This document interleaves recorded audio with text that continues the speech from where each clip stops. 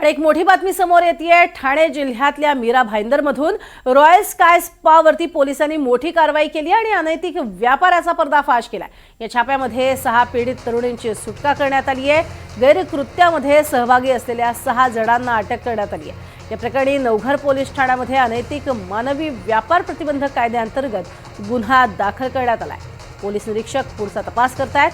शहराच्या मध्यवस्तीमध्ये सुरू असलेल्या या गैरप्रकारावरती पोलिसांनी हातोडा मारल्यानं मात्र या परिसरात चांगलीच खळबळ उडाली आहे। मीरा भाईंदरमध्ये रॉयल स्काय स्पावरती पोलिसांनी कारवाई केली आहे। अनैतिक व्यापाराचाही पर्दाफाश केलेला आहे। या छाप्यामध्ये 6 पीडित तरुणींची सुटकाही करण्यात आली आहे, तर गैरकृत्यामध्ये सहभागी असलेल्या 6 जणांना अटकही करण्यात आली आहे। आता या प्रकरणी नवघर पोलीस ठाण्यामध्ये अनैतिक मानवी व्यापार प्रतिबंधक कायद्याअंतर्गत गुन्हा देखील दाखल झाला।